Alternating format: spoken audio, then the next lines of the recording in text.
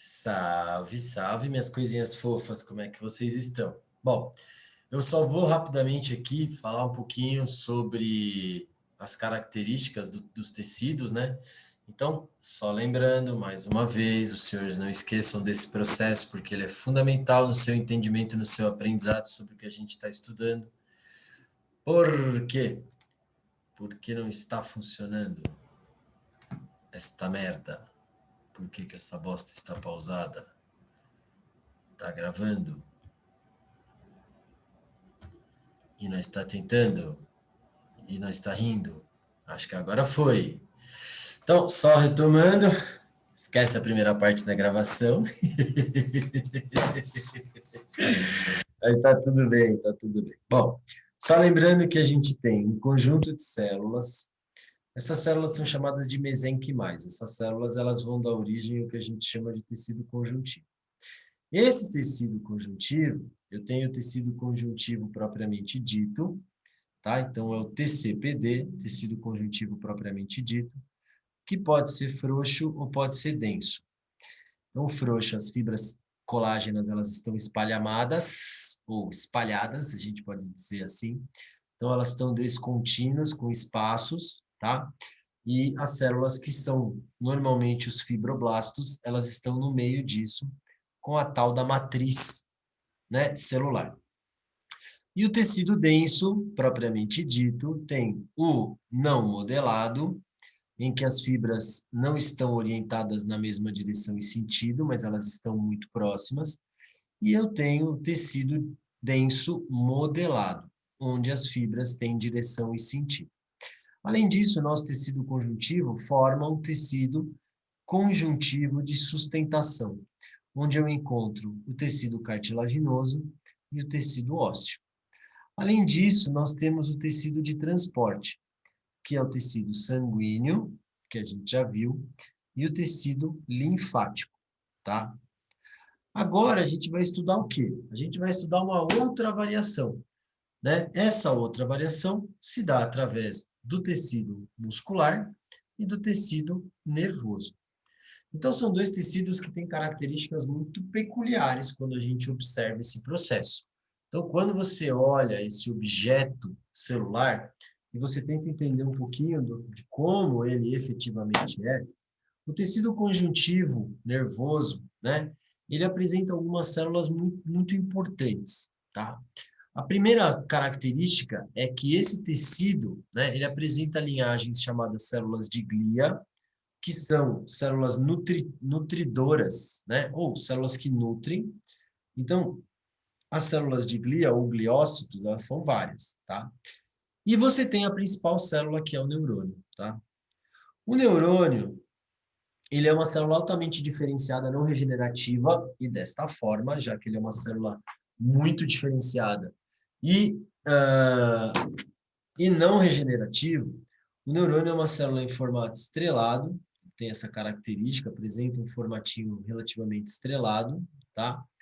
Em que você observa uma série de ramificações. Essas ramificações são chamadas de dendritos. Então, essas ramificações, elas são muito importantes porque elas são conexão com outros neurônios, tá? Apresentam um núcleo relativamente volumoso, tá? E essa característica de apresentar esse núcleo mais volumoso permite um prolongamento citoplasmático. Esse prolongamento citoplasmático ele é muito importante, e é a partir dele que vários outros processos incorrem dentro de um neurônio propriamente dito, tá? E eles vão causando uma sucessão de pequenas ramificações, e essas pequenas ramificações, elas são fundamentais, porque é a partir delas que o impulso nervoso efetivamente se propaga, tá? Então, pensando no neurônio como estrutura, ele é formado, então, por esses prolongamentos presos à coluna celular, ou ao que a gente chama de corpo celular. Então, essas colunas estruturais, essas ramificações que eu comentei com vocês, elas são chamadas de dendritos. Cada vez que um dendrito recebe um impulso nervoso, ele se ramifica. Então, cada neurônio pode chegar a ter até 1000 conexões com outros neurônios. Isso é um negócio fantástico, tá? Então, essa é uma característica extremamente fantástica desse grupo. Além disso, você tem a parte central, onde eu tenho o núcleo da célula, que eu chamo de corpo celular. E a ramificação completa, ela é chamada de axônio. Então, o prolongamento, essa ramificação completa é chamada de axônio. E a parte terminal desse axônio, né, a gente chama de ramificação. Tá? Na ponta desse axônio, se eu aumentar ele de tamanho, né, você vai observar uma estrutura em forma búlbica, ou seja, forma arredondada, tá? Ela é um botão, então a gente chama ela de botão do axônio.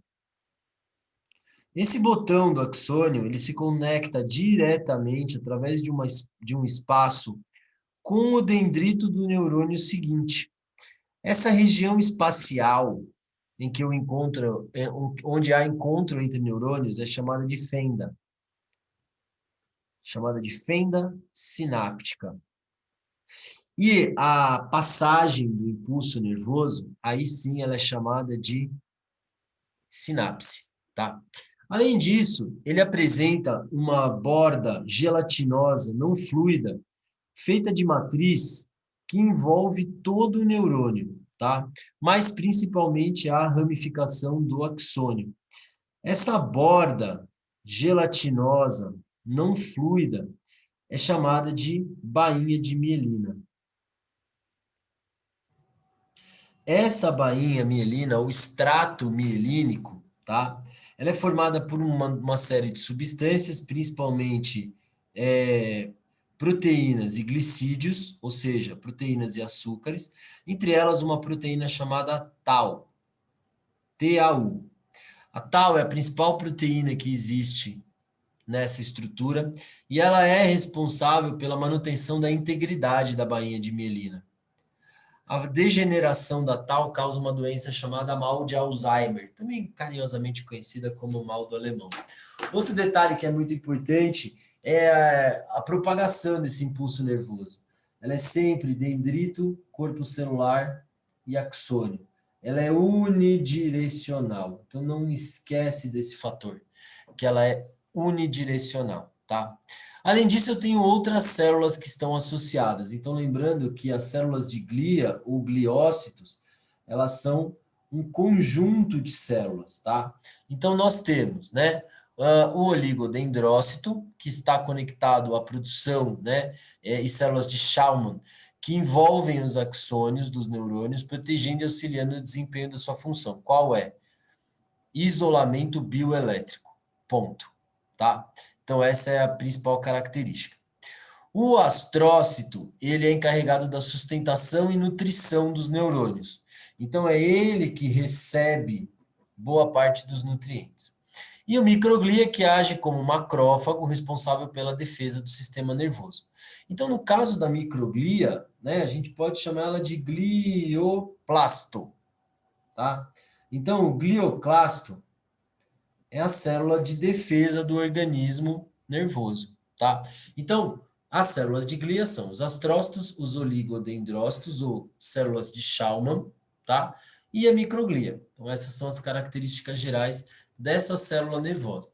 Então, partindo um pouquinho mais para, né, a gente usar esse neurônio propriamente dito, né? O que nós temos? Nós temos aí os chamados nódulos de Ranvier. O nó de Ranvier, ou nódulo de Ranvier, ele funciona como um capacitor. Ou seja, o nódulo de Ranvier, ele vai aumentar o que a gente chama de potencial bioelétrico. Esse potencial bioelétrico, ele vai subir e descer o tempo todo. É um processo que a gente chama de polarização, tá? E repolarização. O que significa isso? Seu cérebro, mano, seu neurônio, ele tá lá de buenas, no repousão. Quando ele recebe a propagação do impulso nervoso, ocorre a polarização da membrana, muito em função de dois íons, sódio e potássio. Ah, um detalhe muito louco. Dentro da estrutura do citoplasma, do núcleo nervoso, do núcleo da célula nervosa, existe cloro. Cloro é negativo, né? Então, porra, já vai pensando aí. Cloro negativo, sódio de potássio positivo, repolarização, polarização. Então, o que que acaba acontecendo? Ele funciona como um disparador do processo. Ou seja, ele mexe com o chamado de potencial, ele mexe com o chamado potencial de ação, tá? Então, essa é uma característica muito particular da, né, da polarização da membrana. Óbvio, galera, que, meu, se você tiver uma falha nesse processo de repolarização e polarização, seu cérebro entra em tilt, velho, tá? Então, essa é uma característica muito particular, ok? Então, essa estrutura desse nó aumenta o potencial do indivíduo, permitindo aí uma maior eficiência nos processos, ok? Outro detalhe importante é quando essas partes dessas estruturas do sistema nervoso descem através da coluna vertebral, na chamada medula espinhal. Até outro dia, mano, era muito louco. Até outro dia os caras falavam assim, é medula espinal, é medula espinal. Aí, mano, os caras resolveram finalmente falar, não, é medula espinhal, tá? Porque a nossa coluna, ela lembra muito estruturalmente a espinha do peixe por causa das costelinhas do peixe e das nossas também. Então, a medula espinhal, alguns falam medula espinal, mas tudo bem. E aí, o que que acontece? O gânglio nervoso e as fibras nervosas, os feixes, né? Eles são o quê? Grandes aglomerações de neurônios, que na verdade a gente tem três tipos de neurônio, né? A gente tem o neurônio motor, porra, ele está relacionado ao músculo, não só músculo esquelético do seu movimento voluntário, mas também músculo cardíaco e músculo liso, então o músculo do coração e o músculo das vísceras. Então, neurônio motor. Você tem o neurônio sensorial, e aí é tudo relacionado à sua pele, principalmente, ou seja, ao seu sistema nervoso periférico autônomo e somático. E você tem os neurônios de ligação ou neurônios de associação. O que que o neurônio de associação faz? Liga o neurônio motor e vice-versa com o neurônio sensorial. Ok? Então, essa é a função básica do neurônio de associação. E aí, quando dispara lá do seu cérebro as paradas, todos os impulsos nervosos e tals, o que que acontece? Desce pela coluna vertebral, lá na sua medula, beleza? E, porra, o que que é sua medula? Axônio.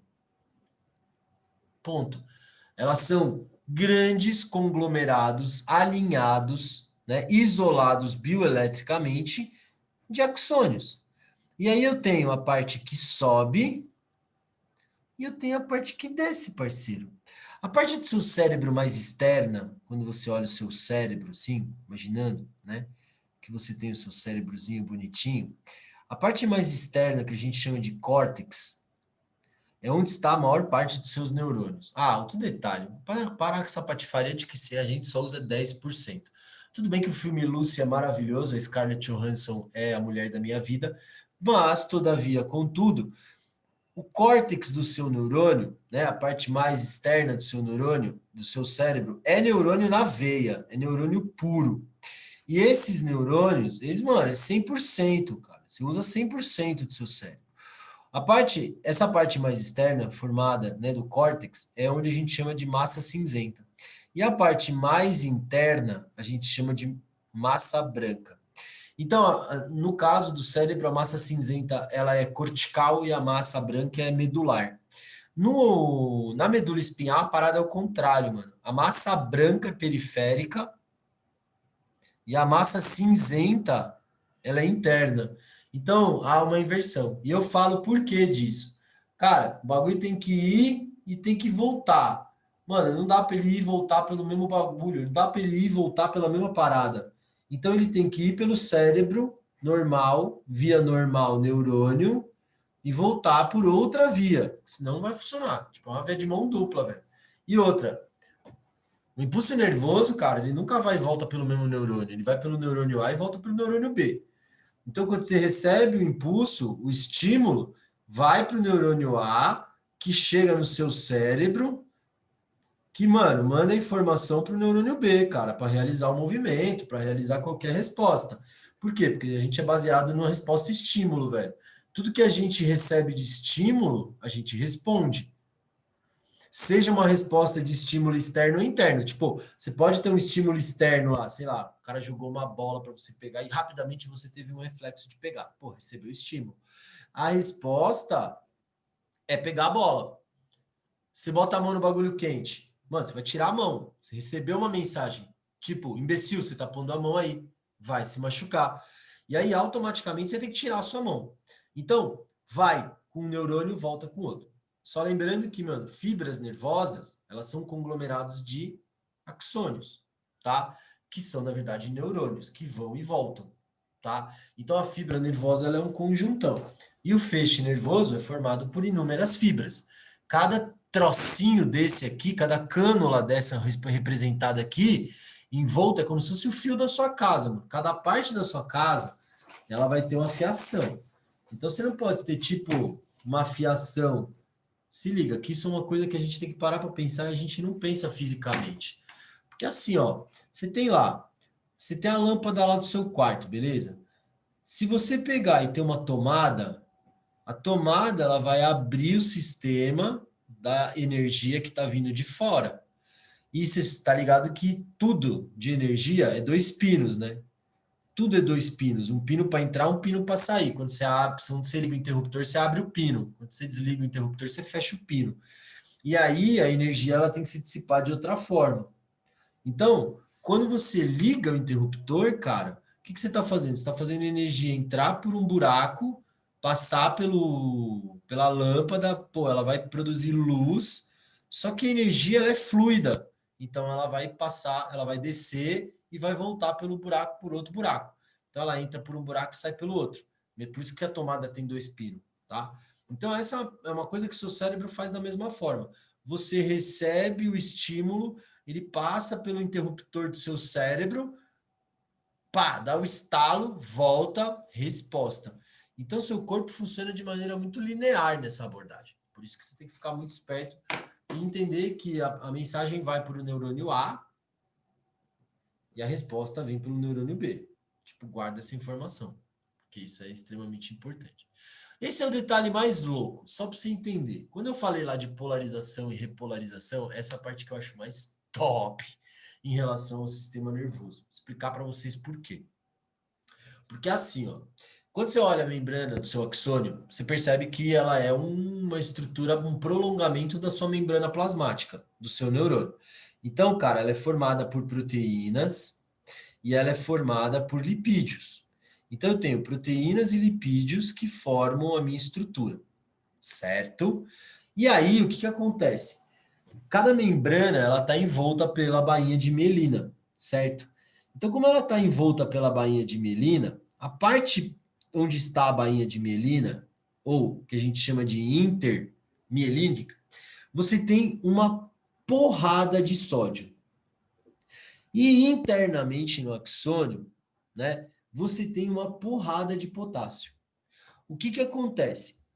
Quando você tem impulso nervoso, esse impulso nervoso, você tem a proteína. Quando ocorre, para cada trecho, tá? Se liga que é por cada trecho. Então você tem o meio extracelular, onde está a bainha de mielina, e o meio intracelular, onde está a membrana, tá? Então o que acontece? Automaticamente o sódio, ele tem que estar, né? Ele tem que ser empurrado para dentro. Então fica um ciclo vicioso, muito louco. Então o sódio, ele tem que entrar e depois ele tem que sair. O potássio, ele tem que sair e depois ele tem que entrar. E aí fica nessa parada de sai por difusão, porque é substância, né? Só que, meu, para eu reequilibrar esse processo, eu preciso voltar com o sódio na posição original e com o potássio na posição original. Para isso, eu vou gastar ATP. Então, só para vocês terem uma ideia, caboclos, vocês, criaturas divinas deste planeta efêmero ao qual vivemos, mano, vocês gastam 80 calorias por hora. Meu, é caloria pra caramba, velho. Então, o que acontece? Quando ocorre a bomba de sódio e potássio, a concentração de sódio é maior do lado de fora do que de dentro da célula. Guarda essa informação. Porque difusão é a passagem de um meio de maior para o meio de menor. E aí, ocorre o inverso com o potássio, cuja concentração interna é maior do que a externa. Então, o que acontece? Por difusão, a tendência da saída do potássio. e entrada do sódio no neurônio. Só que a membrana plasmática, né, que está em repouso, né, ela é praticamente impermeável ao sódio. Então, para eu compelir o sódio de volta nesse processo, ou seja, para eu impedir que esse íon se mova a favor do gradiente, eu gasto energia. Então, a membrana, que é muito permeável ao potássio, favorece essa passagem, porque o potássio é mais fluido, tá? Então, com a saída do potássio, né, não é acompanhada pela entrada do sódio na mesma proporção, há uma diferença entre essas cargas, né, entre o meio dentro e fora. Esse déficit de cargas positivas dentro e fora faz com que ela fique polarizada. Então, a gente chama de potencial de repouso. Então, a membrana do neurônio em repouso é polarizada. Então, ela vira uma pilha, ok? E aí, o que acontece? Ó? Fica altamente carregada. E aí, automaticamente, cada seção, aqui a gente está vendo cada seção, cada pedacinho do seu neurônio, isso vai acontecendo. É tipo uma onda. A onda, por exemplo, quando ela vai quebrar na praia, ela vem, aí ela, o que acontece? Ela passa a onda, sobe, desce, quebra. Então, você tem a polarização, a onda sobe. Passou a onda, ela despolariza, calmaria no mar, tá? Então, essa diferença de potencial entre as faces do neurônio em repouso é chamada de potencial de repouso ou potencial da membrana. E ela é de aproximadamente menos 70 milivolts. É ridículo. Mas o seu cérebro ele tem é uma pilha, cara. Se somar todos os neurônios, é uma pilha. Quando inverte o processo, ela vai, acho que, para mais 60 milivolts. Então, porra, é muita coisa, cara. Então, 60 milhões, a gente está falando de um DDP de 130 milivolts. Você não é nada mais, nada menos aí, cara, do que uma tomada 110, velho. Só que numa proporção 1000 vezes menor, tá? Então, o que que acontece? O fluxo, esse intenso, né? Esse fluxo intenso nesse potencial que eu tô falando para vocês. Então, perceba, ó, ele sai, vai para 70, que é uma hiperpolarização, e mais 50, né? Mais 50, mais 60, essa é a média, né? Então a gente está falando aí de uma interface aqui, né? De uma interface de aproximadamente 130 volts, 130 milivolts, é muita coisa, tá? Então é bastante, é um potencial bastante alto. E assim que ele se propaga e passa, a membrana volta ao estado natural, tá? Então essa é uma característica, como eu disse para vocês, ela começa começa no dendrito, passa pelo corpo celular e aí o corpo celular propaga. Quando ocorre esse negócio, ele relaxa e a membrana repolariza. Então você tem polarização, repolarização, polarização, repolarização. E é assim que funciona com o nosso sistema nervoso, tá?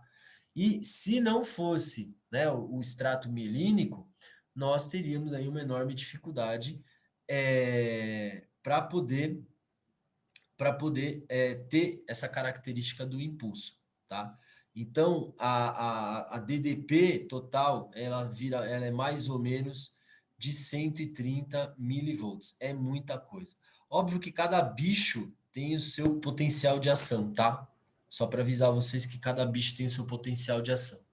E aí, quando esse potencial se propaga no axônio, ele vai chegar lá no botão do axônio, onde eu tenho o bulbo. Esse bulbo que eu tenho, ele é cheio de retículo endoplasmático rugoso, que vai produzir uma pancada de vesículas, né? Então ele tem lá muito complexo de Golgi e muito retículo endoplasmático rugoso. Essas vesículas, obviamente que a gente tem síntese proteica, a gente está falando de quê? A gente está falando de neurotransmissores. Então esses neurotransmissores, eles são os responsáveis pela propagação do impulso nervoso. Então, isso que você está observando é o que a gente chama de botão do axônio, tá? Quando o impulso se propaga, o cálcio, ele entra, porque ele tem a membrana, lembrando que a membrana do axônio é sensível ao cálcio nesse potencial. E aí o cálcio entra por difusão. Depois ele tem que ser devolvido para fora por transporte ativo. E aí essas vesículas, elas chegam até a borda e por exocitose, os neurotransmissores são liberados na fenda sináptica encontrando o próximo dendrito do próximo neurônio, tá? E aí, o que vai acontecer? Acontece o impulso nervoso. E o impulso nervoso entre axônio e o dendrito do próximo neurônio é chamado de sinapse, ok? Então essa é a principal característica no caso dos vertebrados, tá? E esses neurotransmissores são de vários tipos. Ah, só um detalhe. Nós temos alguns neurotransmissores que são da hora, tipo serotonina, dopamina, epifedrina, noraepifedrina. Esses são neurotransmissores que causam sensação de euforia e etc, etc, etc. E aí entra aquelas paradas que a gente fala de problemas que as pessoas têm, né? Isso é uma coisa que é muito louca. Por quê, galera? Porque assim, ó, todo mundo fala que não existe, pessoa é triste. Então, a tristeza não existe. O que existe é falta de felicidade. E é ridículo eu ficar falando isso pra vocês, porque você fala, você é maluco, né? Não, na verdade eu não sou maluco, eu sou normal. O que eu tô falando pra vocês é que assim, uh, os neurônios, eles têm na sua estrutura a produção de substâncias que não são desencadeantes desse processo. Depois eu vou trazer para vocês, se vocês quiserem, na nossa aula, eu vou trazer para vocês as características do nosso sistema nervoso. E aí é o seguinte, mano, você tem lá dopamina e serotonina que você fica uhul, né, felizão. E aí quando é que a pessoa fica triste? Quando ela para de produzir. Há um problema na síntese, por algum motivo, mediadores químicos, tá? Então existem mediadores químicos que acabam inibindo a produção dessas substâncias. E por isso as pessoas ficam tristes. Por quê? Porque os mediadores químicos, alguns mediadores químicos, eles são inibidores de serotonina. E aí a pessoa fica triste. Ah, e um detalhe, né, que é muito doido, porque assim, você pode chorar de felicidade? Pode. Você pode chorar de tristeza? Pode. Pode chorar de raiva? Pode. Todos eles estão ligados à epifedrina e norepifedrina, que estão associadas com a adrenalina, que é um hormônio, mano, que causa um rebuliço no seu corpo, faz um rebosteio, deixa você muito alucinado, com muito sangue circulando e etc. Então, tudo isso acaba causando, né, os fenômenos que a gente vê de depressão e etc. Então, tem muito a ver com o controle desses hormônios, né? Com o controle desses mediadores químicos. Então, quando o médico te dá uma fluoxetina, um Rivotril, pá, o que é isso? Isso são o quê? São mediadores químicos na forma de droga, na forma de um medicamento, ok? Então, é mais ou menos por aí o processo como ele acontece. Tudo bem? Só um detalhe. O seu sistema completo, o seu sistema nervoso, ele é dividido em várias partes, né? O sistema nervoso central, você tem o cérebro, cerebelo, bulbo, medula oblonga, bulbo, ponte, medula oblonga, cerebelo, o hipotálamo, a neurohipófise, a glândula pineal, tá tudo lá tá aqui na sua cabeça.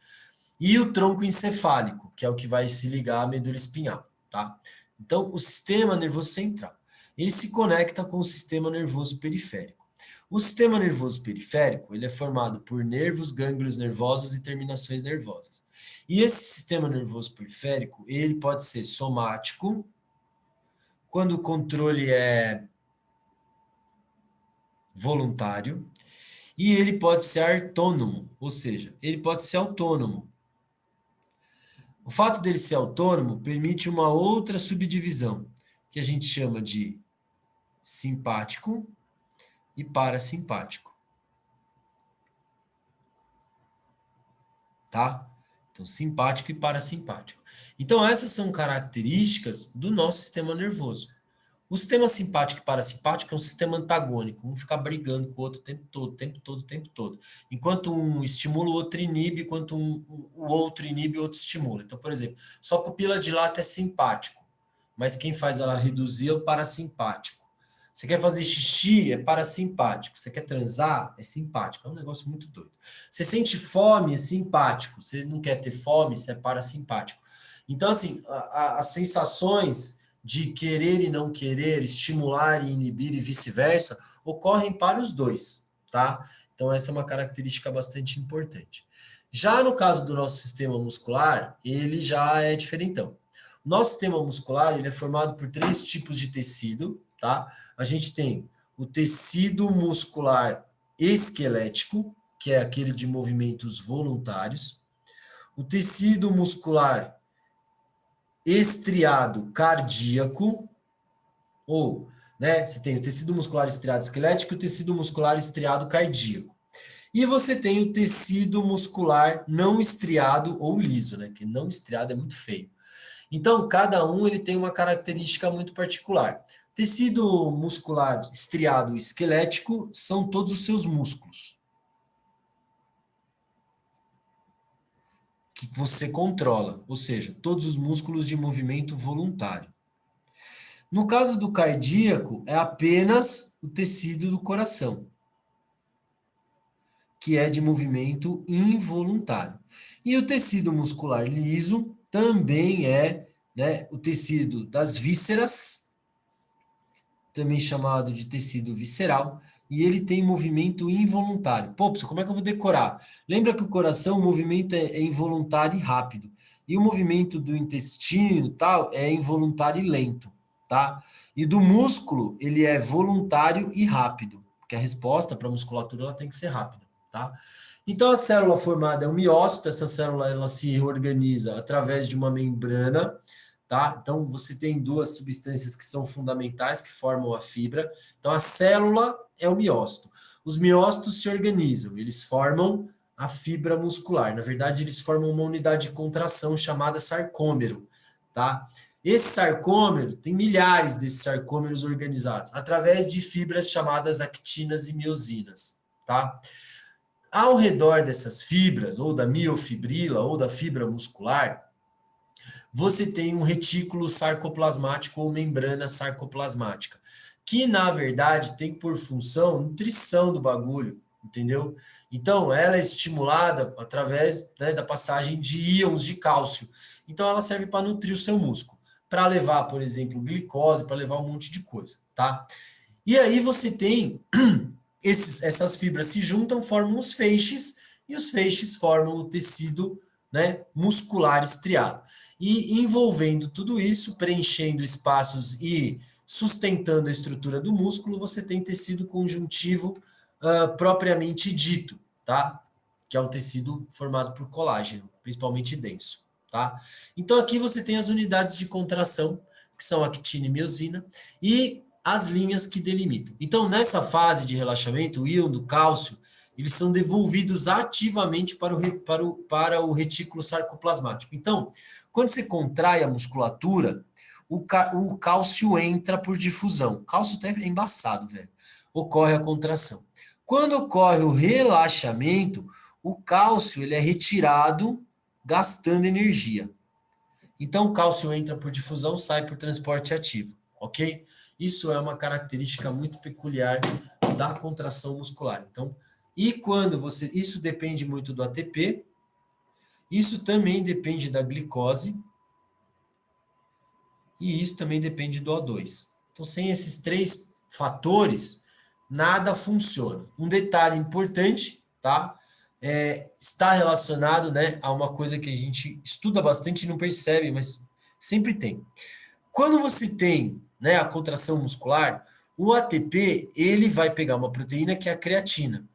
E através da respiração aeróbica ele vai formar a fosfocreatina. Por quê? Porque ele vai pegar a proteína e ligar um fosfato a ela. A fosfocreatina é uma substância muito importante porque ela sai na urina. Então, o excesso de creatina ou creatinina, que a gente ouve bastante, na urina, significa que você está com uma deficiência de retenção muscular dentro do seu processo, né, dentro do seu processo de contração. Então, a célula muscular tem grande quantidade de mitocôndrias e uma reserva energética de glicogênio, que quando quebrada vira glicose, tá? Então, ela conta com um reservatório de oxigênio, né, as moléculas de mioglobina, semelhantes à hemoglobina, para poder pegar o excesso, o restinho que a gente pode pegar de oxigênio. Então, as moléculas do ATP, elas são estáveis, se rompem.